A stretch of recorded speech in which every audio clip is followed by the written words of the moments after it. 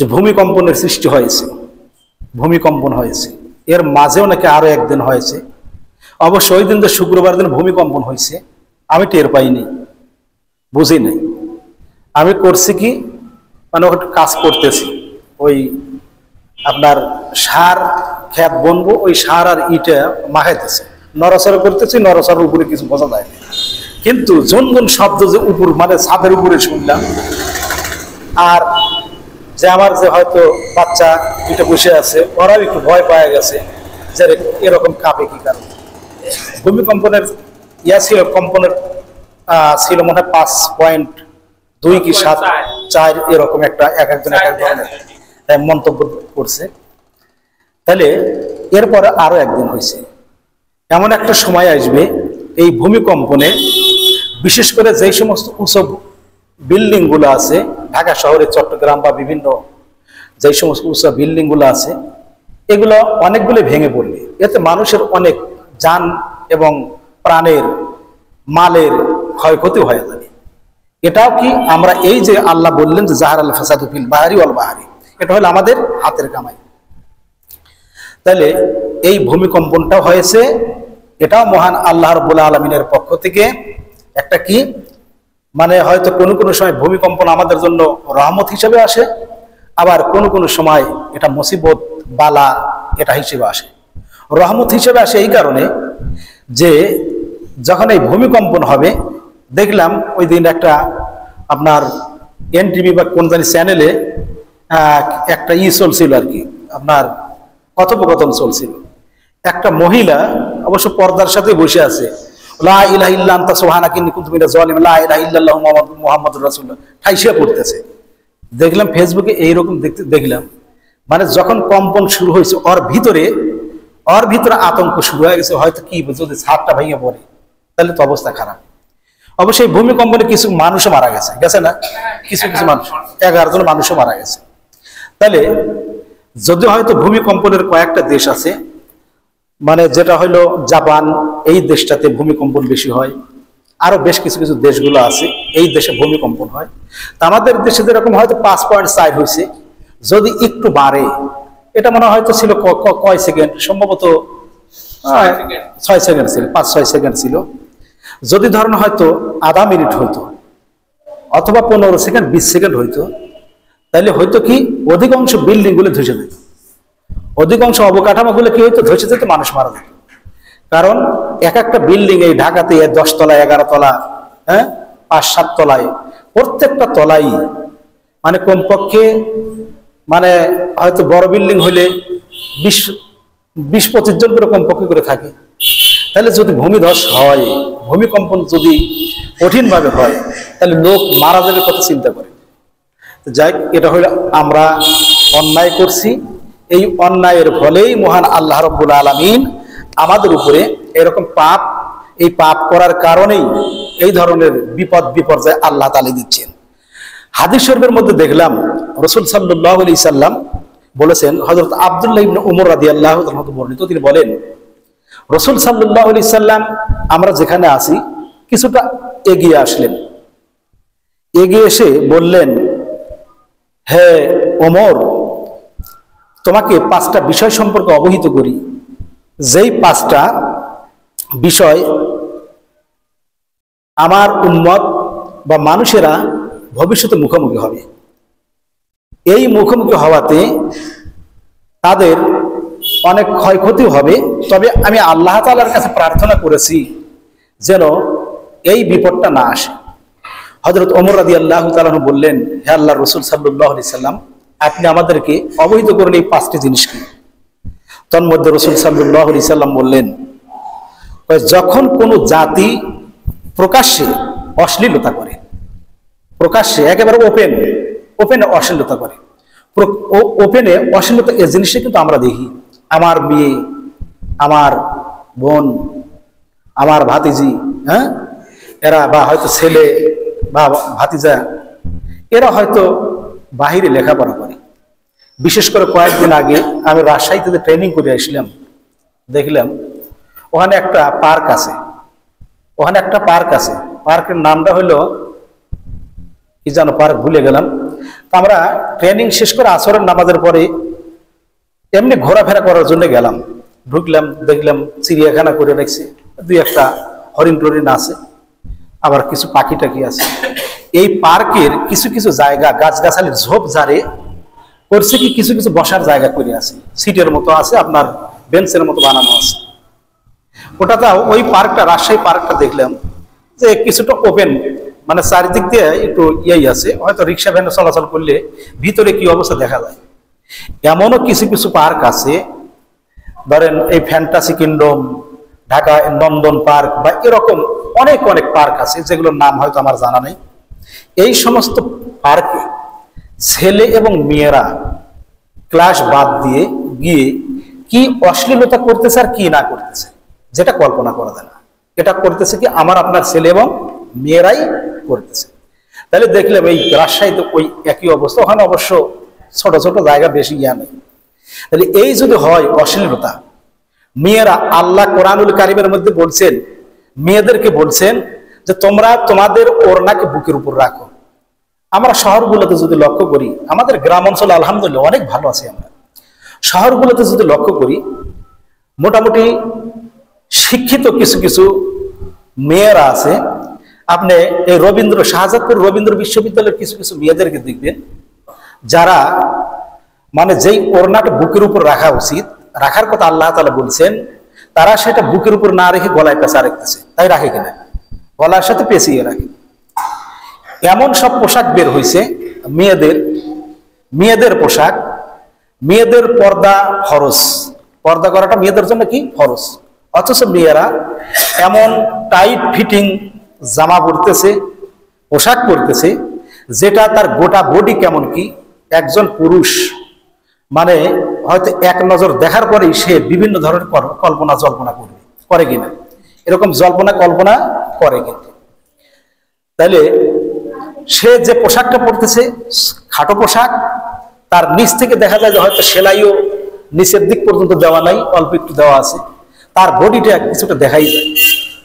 সে যেই পায়জামাটা পরতেছে সেটা এমন টাইট যেটা মানে ওর উরু পর্যন্ত মানে দেখা যেতেছে কিনা। অথচ আল্লাহর নবী আল্লাহ রাব্বুল আলামিন পর্দাটা কি করে দিয়েছেন? ফরজ করে দিয়েছেন। এই যে অশ্লীলতা, কুকুরের সাথে দেখা যায় যে হয়তো কুকুর সাথে মিলিত হচ্ছে রাস্তাঘাটে, যেখানে ইচ্ছে সেরকম অবস্থা আমরা দেখছি। একেবারে কিছু কিছু মানুষ ইসলামী হুকমত না থাকার কারণে, আমরা ইসলামের সমর্থন না দেওয়ার কারণে, ইসলামের সমর্থন আমরা কিভাবে দেই না? আমরা কিছু কিছু লোক করি রাজনীতির নামে পেটনীতি, কিছু কিছু লোক আছি আমরা রাজনীতির নামে পেটনীতি করা শুরু করে দিই। তবে এই রাজনীতিটা যদিও হয়তো ধীরে ধীরে সিস্টেমটা, নিয়মটা, বিধিটা চালু হচ্ছে যে কমপক্ষে চেয়ারম্যান হতে গেলে কমপক্ষে বিএ পাস, অথবা কমপক্ষে বিএ পাস, একজন মেম্বার হতে গেলেও কমপক্ষে বিএ পাসের নিচে না, আর এমপি হতে গেলে কমপক্ষে তাকে মাস্টার্স পাস হতে হবে।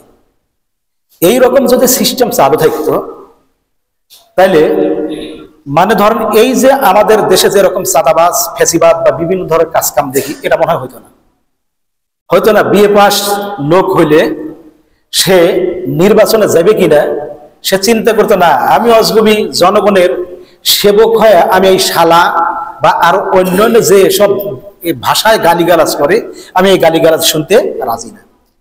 রাজনীতি করে বিশেষ করে দেখা যায় অল্প শিক্ষিত লোকজন। আপনি চিন্তা করেন যে আমরা বাস্তব যেটা দেখছি, রহমতুল্লাহ চেয়ারম্যান সাহেব ছিলেন, উনি কতটুকু লেখাপড়া করা আমার জানা নাই, বিকম পাস ছিল, আচ্ছা উনি শিক্ষিত লোক ছিলেন।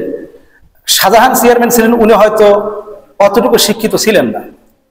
এরপর আসলো আব্দুল জব্বার, ও মনে হয় ইন্টারমিডিয়েট পাস করছে কিনা সন্দেহ। তারপরে আসলো সাইফুল, অবশ্য মাদ্রাসা থেকে আলিম পাস, তাহলে মানে ইন্টার পাস। এরপরে এখন হয়তো সামনে কাকে আপনারা পাঠাবেন, আমরা কাকে পাঠাবো আমরা কিন্তু বলতে পারতেছি না। সংসদ ভবনে যাকে পাঠাবো, যেখান থেকে অনেকটা মানুষের জনগণের ভাগ্যটা নির্ধারণ করাও সম্ভব হয়, আল্লাহ তাআলার রহমতে সম্ভব হয়, সেইখানে আমরা পাঠাবো।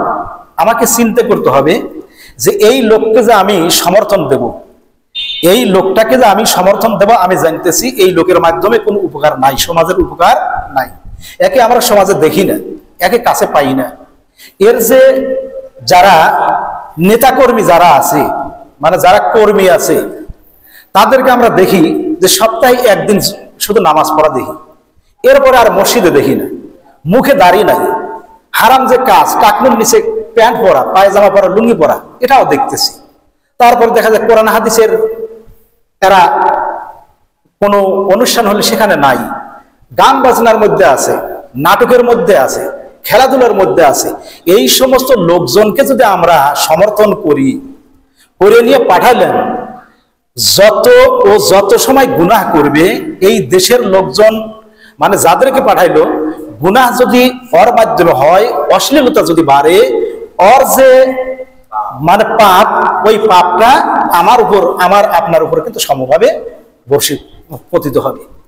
এই জন্যে সামনে নির্বাচন আমরা কই সৎ যোগ্য, এটা কিন্তু ভেবে চিন্তে দিতে হবে। কারণ ধরুন হয়তো আমরা এখানে যারা বসে আছি, আমরা ধরুন হয়তো যাকেই সমর্থন দেই, যেই পারল, আমার আপনার ভাগ্যের চাকা কোনো সময় ঘুরবে না। ঘুরবে কি? পরিবর্তন হবে না। সুতরাং যদি না হয়, তাহলে আমাদের বিবেক দিয়ে আমরা চিন্তা করব যে এই লোকটাকে যদি আমরা সমর্থন করি, এর মাধ্যমে কোরআনের, আল্লাহ তাআলার যে কোরআনের রাস্তা প্রতিষ্ঠা, আকিমুদ্দিন, এই দিন প্রতিষ্ঠার কথা বলছেন, সেটা হয়তো পুরাপুরি বাস্তবায়িত না হইলে এরা তো অন্তত যতটুকু পারুক, এর মাধ্যমে এতটুকু প্রতিষ্ঠা করা সম্ভব। আমরা এই রকম লোককে দেখে বাছাই করে আমাদের বিবেক দিয়ে তাকে রায় দেব। সে, আমি কিন্তু কোনো দলের কথা বলছি না, সে যে দলেরই হোক, যে ভালো সৎ, মানে যে জনগণের পাশে থাকতে পারবে, সেই লোককে আমরা সমর্থন করবো, নাকি বলেন? এটি কিন্তু মুসলমান হিসেবে আমাদের দায়িত্ব, কর্তব্য। আপনারা গত কয়েকদিন ধরে, এক সপ্তাহ হয় নাই বা হওয়ার মতো, অনেকেই হয়তো সংবাদে শুনছেন, অনেকে শোনেননি। বাউল, আবুল সরকার নাম, বাউলদের চেনেন না? বাউল কারা? আরবিতে যদি বাউলের বিশ্লেষণ করতে যাই আমরা, বাউলাম, এই বাউলুন শব্দের শাব্দিক অর্থ হলো আরবিতে হলো পেশাব। বাউলুন মানে কি? পেশাব করা। তাহলে এই কিছু বাউল আছে, আমরা দেখি, বিশেষ করে আমি কয়েকদিন ধরে ফেসবুকে দেখছি, এই বাউল সরকার, আবুল সরকার ধুতি পড়ছে, ধুতি গায়ে একটা ধুতি পেঁচা রাখছে, পিছনে অল্প একটু চুল আছে, জুটি বেঁধে আছে, মুখে দাড়ি নাই বললেই চলে, মোছ রাখে বড় বড়। একেবারে কোনো বাউল আছে সম্পূর্ণ ক্লিন শেপ, সম্পূর্ণই ক্লিন শেপ। এই বাউলগুলো এমন সব কথা, এমন সব কাজ, এমন সব নৃত্য করতেছে, যেটা মানে এর মধ্যে আছে হইলো, মাসলায় আছে, কোন ব্যক্তি যদি ইসলাম ত্যাগ করে অন্য ধর্মে যায়, নির্দেশ হলো তাকে সাথে সাথে হত্যা করা। তাকে ইসলাম ধর্ম পরিত্যাগ করে অন্য কোনো ধর্মে গেলে নির্দেশনা আছে, আল্লাহ তাআলা বলছেন তাকে হত্যা করো। তাহলে এই যে বাউলগুলো এমন সব কথাবার্তা বলতেছে গানের মধ্যে, যেমন এই আবুল সরকার বলছে, মানে যে আয়াতগুলো উচ্চারণ করলো, আয়াতের উচ্চারণ তো কোনো সঠিক নাই। আয়াত যে উচ্চারণ করলো, আয়াতটাও ঠিকভাবে বলতে পারে না, হাদিসটাও ঠিকভাবে পারে না। হ্যাঁ, অথচ এমন সব কথাবার্তা বলতেছে, ওই সমস্ত জায়গায় কিন্তু আমরাই যাই। আমরা যাই না, মানে আপনি তো যাইতেছি। এই বাউল বলতেছে যে আউয়ালু মা খালাকাল্লাহু নূরিহি, আল্লাহ তাআলা সর্বপ্রথম আমার নূর সৃষ্টি করলেন। আউয়ালু মা খালাকাল্লাহু আলাম, সর্বপ্রথম আল্লাহ পৃথিবী সৃষ্টি করলেন। ওনার ভাষা, উনি এইভাবে বলতেছে। এইভাবে কথা বলে কয়েকটা বলে নিয়ে বলতেছে আল্লাহ প্রথম সৃষ্টি করলো এইটা, আবার বলতেছে প্রথম সৃষ্টি করলো এইটা, আবার বলতেছে প্রথম সৃষ্টি এইটা। এটা কি আল্লাহর মুখ দিয়ে বলতেছে না আল্লাহর গোয়া দিয়ে বলতেছে? নাউজুবিল্লাহি মিন যালিক। তাহলে কোন জাগারে যাদের এখানে মুসলমানি ইমানি তেজ আছে, ইমানি রক্ত যাদের মধ্যে বইতেছে, এই কথা শুনলে আমার আপনার মাথা কি ঠিক থাকবে? যাদের ইমানি ক্ষমতা, ইমানি বল আছে, এই কথা শোনার সাথে সাথে তার রক্ত টকবক করে জ্বলে উঠবে। আশ্চর্য কথা, আল্লাহ সম্পর্কে এত বড় কথা বলতেছে। তাহলে আল্লাহ সম্পর্কে এত বড় কথাবার্তা বলল, ওর উচিত ছিল ইসলামী হুকমত অনুযায়ী সাথে সাথে ওকে ফাঁসিতে চড়ানো, ফাঁসি দেওয়া, না হলে গুলি করে মেরে ফেলানো। সরকারিভাবেই এই ধরনের সিদ্ধান্ত নেওয়া উচিত। অথচ শুধু নিয়ে করছে কি, জেলখানায় ভর্তি করে রয়েছে। আবার তাকে মুক্ত করার জন্যে আমাদের দেশের বিভিন্ন দলের লোকজন তাকে মুক্ত করার জন্য বিভিন্ন আলটিমেটাম দিয়ে থাকে, সরকারের দেয়। আবার কয় যেই হাত বাউল ধরে সেই হাত ভেঙে দাও, এই ধরনের স্লোগান বের হয়েছে। অথচ এই আওয়ামী সরকার আর একটা কথা বললেন যে দেখেন আপনারা এই এর মধ্যে যা আছে সূরা নাসের মধ্যে আছে, আল্লাহ বলছেন কুল আউযু বিরাব্বিন নাস, হে মানুষ তোমরা নাচো, মালিকিন নাস, ইলাহিন নাস, মিন শাররিল ওয়াসওয়াসিল খান্নাস আল্লাযী ইওয়াসওয়িসু ফি সুদুরিন নাস মিনাল জিন্নাতি ওয়ান নাস। এখানে তো আল্লাহ বারবার শুধু বলতেছেন নাসার কথা কইছে, নাউযুবিল্লাহি মিন যালিক। চিন্তা করা যায় কত বড় পাগল আর কত বড় ধর্মচ্যুত লোক, অথচ এর বিরুদ্ধে সরকার কোনো পদক্ষেপ কিন্তু নেয়নি। অর্থটা কি? অথচ ও কি বিকৃত অর্থ নিয়ে মানুষকে বিভ্রান্তি করছে। চিন্তা করা যায় এইসব কথা শুনলে, এইসব কথা আল্লাহ তো দেখতেছেন, আল্লাহ শুনতেছেন। গজব এই জাহার আল ফাসাদ ফিল বাররি ওয়াল বাহরি, সমাজের মধ্যে, রাষ্ট্রের মধ্যে, স্থলভাগে, জলভাগে যে বিশৃঙ্খলা, আল্লাহ তাআলা যে আমাদের উপরে বালা মুসিবত দিবেন না, এই যে কিছু কিছু দিতেছেন নাহলে একটাই কারণ আমি বলছি কিনা জানি না। ধরেন আপনার ছেলেকে বিবাহ করাবেন, আপনি বিবাহ করানোর জন্য বরযাত্রী সহ 150 জন বরযাত্রী নিয়ে গেছেন, আর ছেলেকেও নিয়ে গেছেন। যাওয়ার পরে ওই ছেলেটা বাড়ি পাওয়ার আগ দিয়ে করছে কি, ও পলায়া চলে গেছে। বরযাত্রীগুলো বাড়িতে ঢুকছে, বরযাত্রী আমরা যারা হয়তো 150 লোকজন আছি, এই লোকজন বাড়িতে ঢুকছি, কিন্তু বর কি করছে, পলাইছে। বর পলাইছে, বরযাত্রীগুলো বাড়ির মধ্যে ঢুকছে। এখন আমরা যদি সারাক্ষণ বসে থাকি, সর্বপ্রথম ওরা কবি যে বর কই, বরের বাড়ির ভিতরে বরের যে আসন, ওই আসনে বসানোর পরে আমাকে আপনাকে খেতে দিবে। আবার যদি হয়তো ধরেন হয়তো যাত্রীগুলো করে তোমরা আগে চলে যাও, তোমরা আগে যা খায়া বসে রেডি হও, বরকে নিয়ে আমরা একটা হাইসলি একটা প্রাইভেট কার নিয়ে আসতেছি। যদি এই অবস্থাও হয় যে বর যারা যাত্রী আছে এদেরকে আগে খাইতে দিবে কি? দিবে না। বর যতক্ষণ না উপস্থিত হয় ততক্ষণ পর্যন্ত যাত্রীদেরকে একজনকেও খাইতে দিবে না। কারণ বর ছাড়া ওই অনুষ্ঠানে বর ছাড়া যাত্রীদের কোনো দাম নাই, কোনো দামই নাই। আল্লাহ রাব্বুল আলামিন এই যে কাফের, মুশরিক, বেঈমান, কাফের, তারপর ফাসিক, মুনাফিক, এদেরকে আল্লাহ তাআলা খেতে দিচ্ছেন একটাই কারণ, এখানে আছে বর আছে। বর আছে কারা আছে? আল উলামা, হক্কানি আলেম, হক্কানি পীর মাশায়েখ, হক্কানি উলামা, এদের ওসিলায় আল্লাহ রাব্বুল আলামিন আমাদের সকলকে খেতে দিচ্ছে। যদি এইগুলো না থাকতো, এরা যদি হক্কানি আলেম, উলামা, পীর মাশায়েখ এরা যদি না থাকে, তাহলে আস্তে আস্তে আসমান থেকে সবকিছু বন্ধ হয়ে যাবে। যেমন হাদিসের যে হাদিসটা বলছি যে হযরত ওমর রাদিয়াল্লাহু তাআলার কাছে রাসূল সাল্লাল্লাহু আলাইহি সাল্লাম বললেন যে যখন কোনো জাতি প্রকাশ্যে ব্যভিচারে লিপ্ত হবে, অশ্লীলতা করবে, তখন আল্লাহ তাআলা কি করবেন? তাদের খোরাকি, তাদের খাদ্য, এগুলো কি করে দেবেন? বন্ধ করে দিবেন। আল্লাহ তাআলা আমাদের ওই দিকে না নিন। এই জন্য অন্ধবিশ্বাস, আমি বারবার বলে থাকি, আপনি অন্ধবিশ্বাস করা যাবে না। আপনি অন্ধবিশ্বাস কারোর প্রতি করতে পারেন না, সে যত বড় দিনদার, পীর মাশায়েখ যেখানটা হয়।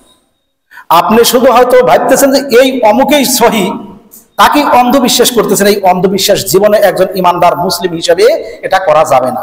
কারণ রাসূল সাল্লাল্লাহু আলাইহি সাল্লাম ওই কথাটা বলেন নাই, আপনি যতই যুক্তি দেখান। রাসূল সাল্লাল্লাহু আলাইহি সাল্লাম একটাই কথা বলে গেছেন, তারাক্তু ফিকুম আমরাইন, আমি আপনাদের মধ্যে, তোমাদের মধ্যে দুটি জিনিস রেখে যাচ্ছি। এই কোরআন আর হাদিস, এই দুইটা যদি ধরে রাখা যায়, আপনি আলেম ওলামাদের কাছ থেকে আপনার কোনো বিষয় জানা নাই, আমি বলেই থেকে ফাসআলু আহলায যিকরি ইন কুনতুম লা তা'লামুন, আপনার জানা নাই, আমার জানা নাই, যারা আলেম ওলামা তাদের কাছ থেকে জিনিস জানতে পারি, তাদের কাছ থেকে আমি শিখতে পারি, কিন্তু তাদেরকে অন্ধবিশ্বাস করতে হবে, সে ছাড়া আর অন্য কিছু বুঝি না, পারি না, এইটা কখনো বলা যাবে না। গত কয়েকদিন আগে বাজারে একজন করতেছে যে এক বাড়িতে এক হুজুরের দাওয়াত দেওয়া হয়েছে আমার মাধ্যমে। করলে যে বাদ দাও এইসব হুজুর টুজুর চলে না, এই লাগবে হলে যে অমুক হুজুর অমুক হুজুর, সে কয়েকটা নাম বললে আমি নাম বললাম না, নাম বললে হয়তো এখানে কেউ থাকলে মনে কষ্ট পেতে পারে। তো অমুক হুজুর হলে সবচেয়ে ভালো হয়। তা আমি বলতেছিলাম যে আসলে মানে অমুক হুজুর তার মানে ওর অন্ধবিশ্বাস আছে, ওই হুজুরের প্রতি অন্ধবিশ্বাস আছে। আমার মতো রৌঘের প্রতি তার কোনো বিশ্বাস নেই, মানে রৌঘের প্রতি কোনো বিশ্বাস নেই, ওই শুধু আসলে ও যেটা ভালো মনে করছে ওইটাই। কিন্তু এই যে অন্ধবিশ্বাস, এই অন্ধবিশ্বাস কোনো সময় করা যাবে না। অন্ধবিশ্বাস আমরা মনের ভুলেও, সে যে কেন না হয়, যে যত বড় পীর যত বড় মাসায়, অন্ধবিশ্বাস কোনো সময় রাখবেন না। কোনো সময় একই কথার উপর অটল থাকা যাবে না। এমনও যুক্তি তর্ক আছে যে আপনি যেটা জানেন, আপনি যেটা জানতেছেন মানতেছেন পালন করতেছেন, ওর সে ভালো কোনো তথ্য উপাত্য থাকতে পারে। এই জন্য অন্ধবিশ্বাস যে করবেন এটা করাও ঠিক হবে না। যদি কোরআন হাদিসের মধ্যে যদি ওইটা থেকে থাকে ঠিক আছে, এতে কোনো সন্দেহ না, আপনি মানবেন। যেমন আল্লাহ বলছেন আন আকিমুদ্দিন বা আকিমুস সালাহ, নামাজ প্রতিষ্ঠা করা। আর নামাজের ব্যাপারে আমাদের কোনো সন্দেহ নাই, নামাজ তো পড়তেই হবে। আল্লাহ বলছে সুমু কুতিবা আলাইকুমুস সিয়াম, তোমরা রোজা রাখো। রোজার ব্যাপারে আমাদের কোনো সন্দেহ নেই। আমরা কিছু কিছু বিষয় যেটা এক মুসলমান আর এক মুসলমান, এক মুমিন আর এক মুমিনের সাথে হট্টগোল লাগে বিষয় কি নিয়ে, যেটা ইসলামের মধ্যে ফরজ না। হজের ব্যাপারে কোনো কথা নাই, ফরজ ওয়াজিব সুন্নত মুস্তাহাব এই কিছু কিছু জিনিস আছে, এইগুলো নিয়ে বা নফল, বিশেষ করে নফল যে জিনিস সুন্নত না, এই সমস্ত জিনিসটা মানুষের মধ্যে লাগে হট্টগোল লেগে যায়। তাই লাগে কিনা, মানে নফল যে জিনিস সেইটা নিয়ে মানুষের মধ্যে হট্টগোল লাগে। ফরজ বিষয় সবাই এক। এখানে ধরুন হয়তো আজকে জুমার নামাজ কয় রাকাত, 2 রাকাত পড়বো আমরা। আমি চিন্তা করলাম নামাজ যত বেশি পড়া যাবে তত সওয়াব। 2 রাকাতের কাছে যদি আমি 3 রাকাত পড়বেন নেই, আপনারা কি মেনে নেবেন? মেনে নেবেন কিনা? কে মানবেন না? কি কারণে? সওয়াব তো বেশি পাওয়াই যেতেছে, মানে যত পড়তেছি তত পাইতেইছি। তাহলে মেনে নেবেন না একটাই কারণ, আল্লাহ তাআলা রাসূল সাল্লাল্লাহু আলাইহি সাল্লাম যেহেতু বলছেন জুমার নামাজ 2 রাকাত পড়তে হবে, আমরা ওই 2 রাকাতই পড়বো। অর্থাৎ ইসলাম অতিরিক্ত কোনো জিনিস এই জিনিসটাকে সমর্থন করে না। তাহলে এখন আপনি এই নফল জিনিস নিয়ে টানা হেসরা, আমি ওকে দেখতে পারি না, এই বিভিন্ন ধরনের কথা, এই ধরনের চিন্তা, এই সমস্ত চিন্তা থেকে আমাদেরকে বেরিয়ে আসতে হবে। 2 নম্বরের কথা, যে কথাটা নবী করিম সাল্লাল্লাহু আলাইহি সাল্লাম বললেন, যখন কোন জাতি মাপে ওজনে কম বেশ করবে, আল্লাহ বলছেন লা তুকসিরুল মিজান, আল্লাহ বলছেন যে তোমরা মাপে কম বেশ করো না। অথচ আমরা মাপের দিক থেকে কম বেশ করছি। যখন এই মাপে কোন জাতি মাপে কম বেশ করবে, তখন তাদের উপরে দুর্ভিক্ষ সহ আরো কঠিন কঠিন বিভিন্ন ধরনের মুসিবত তাদের উপরে আসতে পারে। তাহলে এই অশ্লীল কাজ করলে মহান আল্লাহ রাব্বুল আলামিনের পক্ষ থেকে হাদিস শরীফের মধ্যে আছে প্লেগ রোগ সহ এমন কিছু কিছু নতুন নতুন রোগের সৃষ্টি হবে যেটার মানে মানুষ নামই জানে না। যেমন এই যে আমরা করোনায় 19 সালে 20 সালে করোনায় ভুগলাম, ওই করোনার নাম কি আমরা জীবনে জানছি শুনছি? জানি না। তারপর ধরুন এখন একটা ব্যাধি ডায়াবেটিস, এই ডায়াবেটিসের রোগটা এ ধরুন আজ থেকে 20-30 বছর আগে এই জিনিসটাকে মানুষ ঠিকভাবে উচ্চারণই করে পারে, ডায়াবেটিস কি বোঝে নাই। তাহলে এই যখন আমরা অশ্লীল কাজ করছি, অশ্লীল কাজের মাধ্যমে আল্লাহ তাআলা আমাদেরকে নতুন নতুন এই সমস্ত ব্যাধি দিতেছে, যেটা আমরা যার নামই জানি না। আর যখন কোনো জাতি মাপে কম দিল, তখন কি হবে? তাদের উপরে কঠিন দুর্ভিক্ষ নেমে আসবে। এই জন্যে আমরা মাপ যোগ যেটাই হোক, এই সমস্ত জিনিস বিবেক থাকতে, জ্ঞান থাকতে, মানে অন্তত কম বেশ না করার চেষ্টা করব। আল্লাহ তাআলা আমাদের মাধ্যমে যেন কোনো অশ্লীল কাজ না করায়, আর ইসলামকে যেন আমরা পূর্ণভাবে আংশিক না পূর্ণভাবে সমর্থন করতে পারি। এই কথা বলে শেষ করছি। আমার তৌফিক ইল্লা বিল্লাহ। আর প্রতি জুমা